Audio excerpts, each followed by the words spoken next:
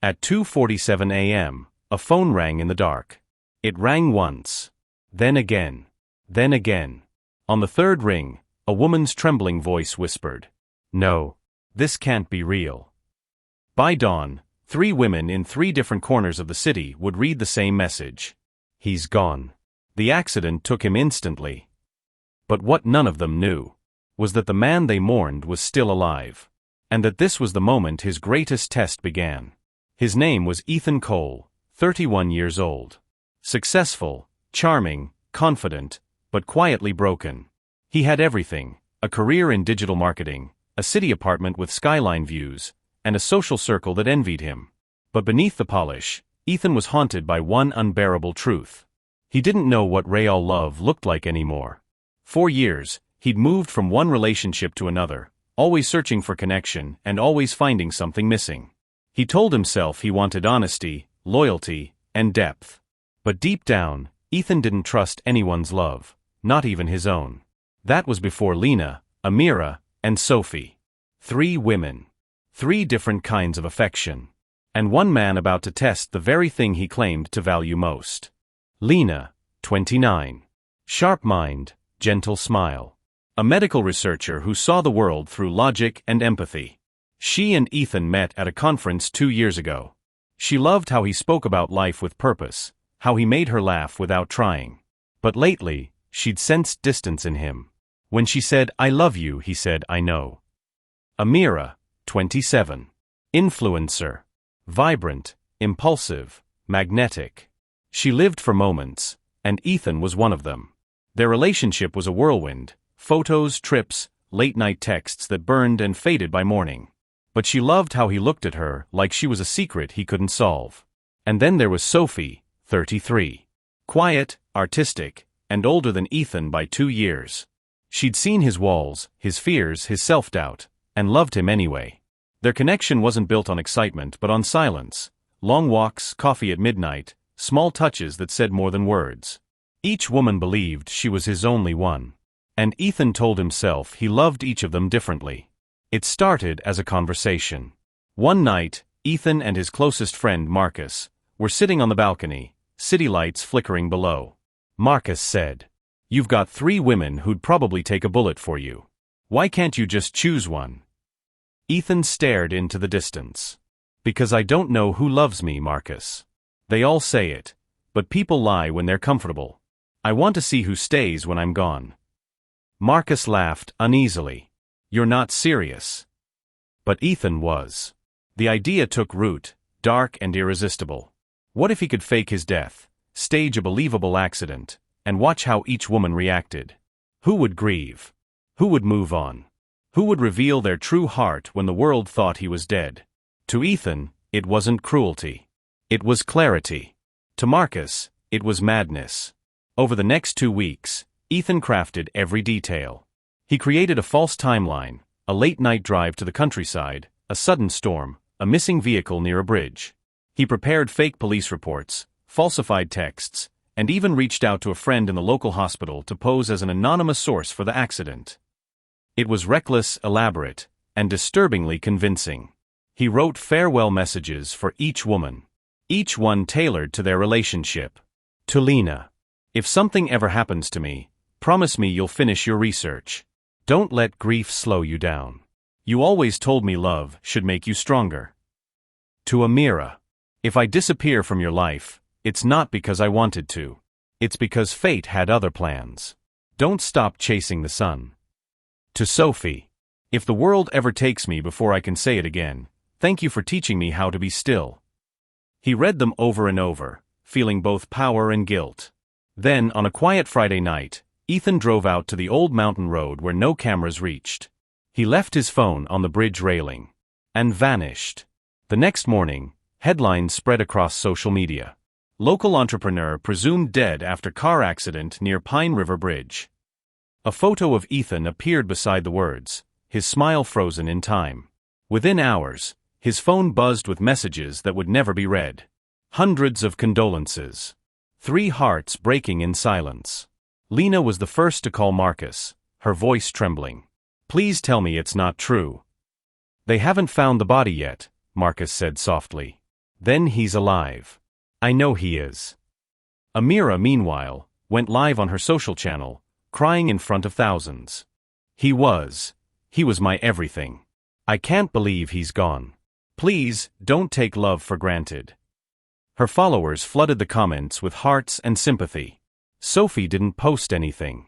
She simply went to Ethan's apartment, found the spare key under the mat, and sat inside. 4 hours. Silent. Motionless. When Marcus came later that night to retrieve some things, he found her there in the dark. She looked up and whispered, "I made coffee. For him. Just in case." Ethan wasn't dead. He was 200 miles away, in a small rented cabin, watching everything unfold on his laptop. He watched the news reports. He watched Amira's live stream. He saw Lena emailing authorities, calling hospitals, refusing to believe. He saw Sophie's silence, and that silence unsettled him most. Marcus was the only one who knew the truth, reluctantly helping under one condition. 2 weeks. No longer. You end it then, Ethan. Ethan agreed. But in his heart, he wasn't sure he could stop once it began. Day 1. Lena visited the bridge, left white lilies on the guardrail, and whispered to the wind. Day 2. Amira's grief turned performative, her feed filled with old videos. Memories of us, dramatic quotes about loss. But beneath it, she seemed restless, already messaging someone new. Day 3. Sophie disappeared from social media altogether. No messages, no posts, no sightings. Ethan watched, increasingly obsessed. He began keeping a journal of their reactions, rating their sincerity like an experiment. Lena, genuine, searching. Amira, emotional but shallow. Sophie, unpredictable. But by day 5, something strange began happening. Each woman started receiving messages, from an unknown number. A number Ethan hadn't created. At 9:23 p.m., Lena's phone buzzed. Unknown, do you really believe he's gone? She froze. Replied instantly. Lena, who is this? Unknown, someone who knows the truth. The same text reached Amira and Sophie within minutes. Ethan saw screenshots of their conversation circulating privately, and his pulse quickened. Someone else knew. Someone outside the plan. He checked his systems, his fake accounts, everything. No sign of a leak. Marcus swore he hadn't told anyone. Ethan, you said only us. If someone's texting them, they're playing with fire. Ethan realized then that the experiment he'd created to test love was beginning to test him. He wanted to see who loved him enough to break. But he never imagined someone else was watching too. If this story resonates with you, make sure to hit that subscribe button, and tell me in the comments where you're watching from. You don't want to miss more stories like this one. Now, let's begin. 3 phones light up again. The same anonymous number. The same chilling question. Do you really believe he's gone? Lena starts tracing the signal, using her lab software. She cross-checks area codes, tower pings, anything. Every trace ends in a dead signal near Pine River Bridge, the same place Ethan died. Amira assumes it's the press. She screenshots the text and posts. Some people can't respect grief. Stop pretending he's alive. The post goes viral. Sympathy floods in, but so do conspiracy comments. What if he faked it? He was seen in another city. Sophie doesn't tell anyone. She simply replies, "Where are you?" No answer. Just the typing dots that appear and vanish. In his cabin, Ethan watches every move. His stomach knots. He didn't send those texts. He's losing control of his own lie. Marcus drives up to the cabin. The storm outside mirrors his mood. You said 2 weeks, Ethan. It's day 6, and now there's a hacker or stalker in the mix. End this. Ethan shakes his head. Not yet. I need to see how they really react. Sophie, she's doing something I don't understand. You're watching grief like it's a science experiment, Marcus snaps. Sooner or later someone's going to get hurt, or worse, you'll start believing you actually died. Silence. Thunder. Ethan just says, maybe that's what I want, to see who brings me back. Lena stops going to work. Her apartment fills with notes, maps, printed screenshots of the unknown messages. She visits the bridge every night, convinced Ethan's phone is still transmitting somewhere underwater. A local fisherman finds her kneeling at the guardrail in the rain. "Miss, you shouldn't be here." "He's here," she whispers. "He's trying to reach me." Her rational world dissolves. The more she searches, the more she dreams of him, standing on the bridge, silent, smiling, then falling backward into the fog. She starts recording voice memos to him, messages Ethan later listens to with shaking hands. "If you can hear me, I forgive you for leaving. Just, please stop haunting me." Amira's grief becomes content. She's invited to podcasts, morning shows, memorial live streams. She calls Ethan the man who taught me real love.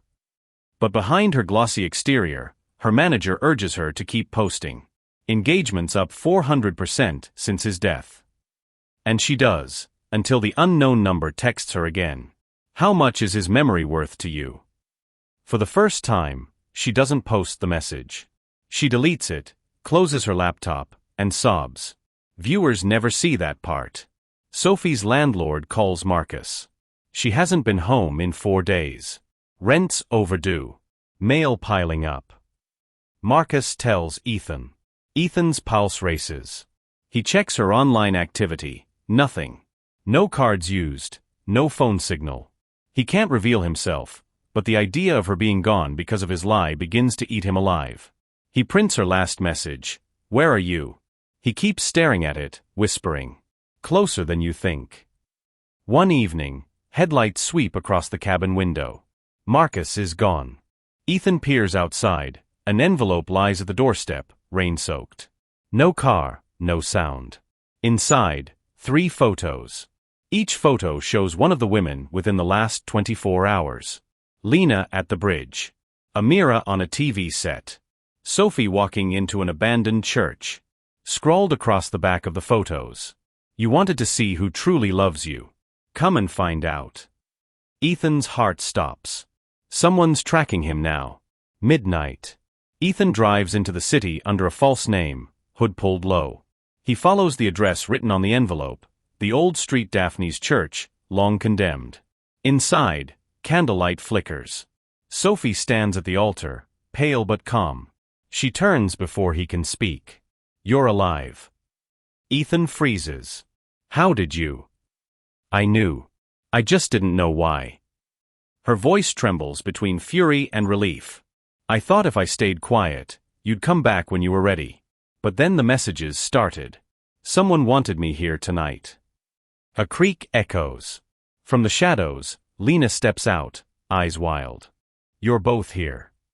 She's holding her phone, its flashlight trembling. "I traced the number. It came from his laptop." Ethan's mind spins. "That's impossible." Footsteps. Amira enters, camera rolling. "I knew it. He faked it for views, didn't he? You all thought I was crazy." 3 women. 1 secret. And someone unseen watching from the choir loft. Ethan raises his hands. "It wasn't for fame. It was a test. I needed to know who. Who loved you most?" Sophie interrupts. "And what did you expect to find, Ethan? We all did. In our own way." Lena's tears blur her vision. "You made me think I was losing my mind." Amira points her phone at him, streaming live. "The internet needs to see this, your truth." Suddenly, a loud crack, the sound of a door slamming upstairs. Everyone looks up. A 4th phone rings in the silence. The screen glows with a name none of them recognize. Unknown caller. Ethan answers. A distorted voice whispers. "The test isn't over." Call ends. He wanted to measure love. But love, once broken, measures you instead. Silence follows the distorted voice. The candles flicker, thunder rolls above. Ethan lowers the phone. "It's a trick," he says. But no one answers. Lena grips her coat tighter. "If it's not you, who else knows?" Sophie studies him, the guilt written across his face. "Maybe the person who helped you stage the accident." Ethan thinks of Marcus. He dials Marcus's number. Straight to voicemail. Again. Again. Marcus, it's me. Call me back. When he finally tracks the GPS ping of Marcus's car, it's parked near the bridge, the same bridge where Ethan left his phone. He drives there through the rain. The women follow in separate cars, an unspoken agreement binding them all to the truth now. At the bridge, police lights flash faintly through mist. A tow truck pulls a vehicle from the water. Marcus's license plate glints beneath the waves. A nearby officer says, "Looks like he went over late last night. Brakes failed." Ethan's world tilts. The one person who knew he was alive, dead for real. And no one believes the truth. Detective Ramirez, middle-aged, skeptical eyes, pulls Ethan aside. "You're supposed to be dead, Mr. Cole." Ethan confesses everything, the staged death, the test, the messages. The detective stares. "That's one hell of a confession. But if you're telling the truth, we've got a bigger problem. Someone killed your friend." Ethan nods slowly. "And they might be the ones sending those texts." Ramirez orders protection for the 3 women. None accept it. Back in the city, emotions explode. Lena can't forgive him. "You made me chase ghosts. You turned love into data." She quits her job, retreats into herself, yet keeps digging through Marcus's digital files, searching for whoever else accessed Ethan's fake death documents. Amira's followers turn on her once they learn the truth. "You lied about a dead boyfriend." Her sponsorships vanish overnight. The grief that was content becomes shame. Sophie stays closest to Ethan. She doesn't condone, but she stays, helping him trace the encrypted number. Every night they sit in silence, laptops open, their faces lit by the same screen that ruined them. They find it. The anonymous texts originate from multiple towers, hopping across locations, but every signal converges at one IP address, Ethan's company server. He built that system. Only 2 others had access, Marcus and Maya, his former project manager. Maya had left the company months ago after a quiet fallout with Ethan over ethics. She'd warned him that manipulating people for emotional analytics was dangerous. Sophie reads the logs. "She's rerouting your own software to track us." They find Maya in an industrial loft filled with monitors. Screens display live feeds, bridge cams, Amira's live streams, Lena's apartment hallway, even footage from the church that night. Maya doesn't flinch when Ethan enters. "You finally showed up, Lazarus." "Why?" he demands. "Because you taught me to measure feelings with algorithms," she says. Calmly. "So I measured yours. I wanted to see how far a man goes to prove love exists. You faked death, I faked resurrection." Sophie whispers. "You sent those texts. I needed you all in one place. Marcus found out, he wanted to stop me. I didn't mean for him to die." Lena lunges forward, fury spilling over. "You played with us like he did." Maya only smiles. "And yet you're still here. Because you all needed answers." Sirens wail outside. Someone, Amira, secretly streaming, has tipped off police again. Maya panics, hits delete all on her system. Screens flare white. Sparks jump. The loft ignites. Ethan grabs Maya's arm. "You'll die in here. Maybe that's the only way to end your experiment." The building erupts in smoke. Sophie drags Ethan out through a side stairwell as the roof collapses. Behind them, flames consume every trace of data, the messages, the surveillance, the proof. Maya's fate, unknown. Dawn. They sit on a curb, covered in soot. Police question them. Ethan gives another statement. Ramirez listens, weary. "So the woman who knew everything just vanished into a fire, and we have no evidence left. Convenient." Ethan doesn't answer. Lena walks away without a word. Amira's livestream is still rolling, smoke behind her, tears streaking down. "He's alive, but part of us died anyway." Thousands watch. Sophie remains beside Ethan, silent, eyes fixed on the horizon. A week later, they hold a small service, for Marcus. Only a handful attend. During the ceremony, Ethan stands apart from the group, unable to meet anyone's gaze. He whispers to the coffin. "You were right. I became my own ghost." When he looks up, He sees Sophie watching him, sadness and compassion in the same glance. Afterward, she says quietly, "You wanted to know who loved you most. Maybe it was Marcus." Back at his apartment, the mail pile waits. Among bills and condolences lies a single unmarked envelope. Inside, one photograph, the four of them outside the burning building. On the back, written in soot, "The test isn't over." A chill crawls down Ethan's spine. He turns toward the window. Across the street, a figure stands on a rooftop, holding up a phone. The screen flashes once, then darkness. In searching for truth, he built a maze of mirrors. Now every reflection watches him back. 3 weeks after the fire, Ethan hasn't spoken publicly. His company shutters.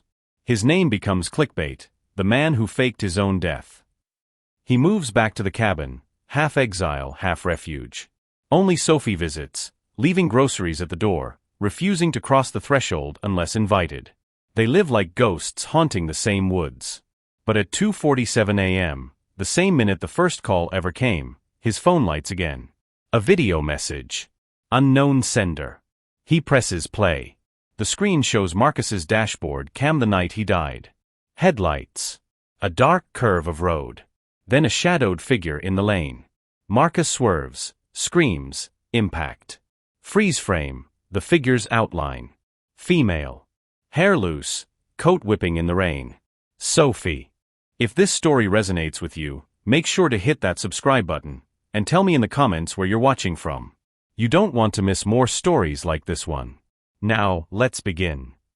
Morning light filters through the cabin blinds. Sophie knocks as if nothing has changed. Ethan lets her in, his hands tremble. "Ethan, where were you that night?" Sophie, "At home." "Why?" He shows her the frame. She goes pale. "Sophie, that's not me." Ethan, "Then who?" Sophie, "Maybe the same person who wants you to think it is." Her calm unnerves him more than fear would. Meanwhile, Lena, unable to let go, decrypts fragments recovered from Maya's burnt drives. Buried in the code, she finds a hidden folder labeled Control. Inside, time-stamped camera clips of all four of them, recorded days after the fire. Someone's still watching. She calls Ethan. "Lena, you're not done. Whoever wrote this script is still writing." Ethan, "Send me the files." Lena, "No. I'm coming there." Night again. The storm returns. Lena arrives soaked, determined. Sophie waits by the fireplace, expression unreadable. Ethan plays the new video again. Lena studies the silhouette. Lena, "Look closer, the coat isn't hers. It's mine." Ethan rewinds. She's right, the hem is torn exactly where Lena ripped hers weeks ago at the bridge. But she insists she wasn't there either. 3 people, 1 impossible image. Each a suspect, none certain. The power flickers. Thunder cuts the dialogue short. When the lights return, the cabin door is open. On the table, a phone none of them recognize, playing another message. Voice, distorted, "You wanted to test love. I wanted to test truth. You built the stage, Ethan. I only pressed record." Sparks burst from the fireplace, casting flashes across their faces. The voice continues. "Every choice you made led here. One of you knows how this ends." The call ends with coordinates flashing on screen, Pine River Bridge. Sophie whispers. "It started there. It should end there." Rain lashes the guardrail. The same lilies Lena once left are flattened against the concrete. They stand where the lie began, Ethan, Lena, Sophie. No police. No cameras. Just wind and guilt. Ethan shouts into the storm. "Whoever's doing this, show yourself." A car's headlights bloom through fog. It stops a few meters away. Door opens. Amira steps out, phone in hand, live streaming. Amira, "My audience deserves the ending." She's broadcasting everything, the 3 of them, the bridge, the fear. Amira, "Millions are watching. Tell them the truth, Ethan." He turns toward her, pleading. "Ethan, you don't understand, someone's using us all." A ping cuts him off. The unknown number flashes on her phone now. A single line appears. Jump, and they'll believe again. Lightning splits the sky. A shriek, metal snapping. The old guardrail gives way where the earlier crash weakened it. Ethan lunges forward, catching Amira's arm as she slips. Sophie and Lena grab him, a human chain at the edge of the abyss. For a breathless moment the world holds still, rain, light, terror suspended. Then the phone slips from Amira's grasp, tumbling into darkness below. Ethan pulls her back. They collapse together, sobbing, alive. The live stream ends with a final frame of the raging river. Police arrive minutes later, alerted by Amira's viewers. Detective Ramirez steps out, holding a recovered device in a plastic bag. Ramirez, we found this downstream. It's not Amira's. It's been broadcasting your cabin's surveillance feed for weeks. Ethan stares at the mud-caked phone. The login screen glows faintly. User, Maya backup. Ramirez sighs. Looks like your ghost survived the fire. Later, in the hospital, Ethan scrolls through the recovered data. Among hundreds of corrupted files, one plays perfectly. It's Maya, recorded before the fire. If you're seeing this, I failed to stop you. But the experiment isn't about who loves you most. It's about who you become when love turns into fear. You taught machines to read emotion, now emotion is reading you. The video ends on a reflection in the monitor behind her, Marcus alive, watching her record. Ethan freezes the frame. Zooms in. Marcus's lips form silent words, end it. Weeks later, Ethan deletes every file, shuts down the servers, and walks to the bridge one last time. Sophie joins him. They stand without speaking. Ethan, maybe the only truth love has is that it can't be tested. Sophie, then stop measuring. Start living. He throws the final hard drive into the river. It vanishes beneath the current. From the shadows of the trees, a distant phone camera blinks red once, then turns off. He staged his death to learn who cared. But in chasing proof, he buried the very thing that could have saved him, trust. The storm has passed. Mist rises from Pine River like breath returning to a body. Ethan sits on the guardrail where it all began, hair damp, eyes hollow but clear. Beside him, Sophie pours 2 cups of coffee from a thermos. No police. No cameras. No phones. Just silence. Ethan, do you think people can forgive something like this? Sophie, forgiveness isn't about erasing what happened. It's about not letting it own you. He nods, watching the water carry away fragments of driftwood, like data, memories, and lies dissolving downstream. Lena stands at her lab window. She reopens her research files, this time, not about behavioral analytics, but human recovery after loss. The first line she writes reads, "Emotion cannot be proven, only lived." A colleague asks if she's returning to work full-time. She smiles softly. Maybe not yet. I need to remember how to live outside of numbers first. Amira, now off social media, volunteers at a youth center teaching creative storytelling. She records no content, only laughter, candid smiles, small moments. A young girl asks, "Were you really famous once?" Amira laughs. "I was for all the wrong reasons." She glances at a photo of Ethan and the others pinned quietly to the corkboard, her reminder that visibility isn't truth. Back in the cabin, Sophie begins packing her art supplies. "Ethan, you're leaving." Sophie, not leaving, moving forward. "You should too." She turns to him. "Sophie, you wanted to know who loved you most. But love isn't a competition. It's survival, 2 people choosing not to disappear." She brushes a hand across his cheek, gentle but final. "Sophie, don't test it again." Then she walks into the daylight, vanishing among the trees. That night, alone again, Ethan lights a candle. He thinks of Marcus, Maya, Lena, Amira, Sophie, each piece of his puzzle. His phone buzzes once more. Unknown number. One final message. The test is over. Live. No distortion.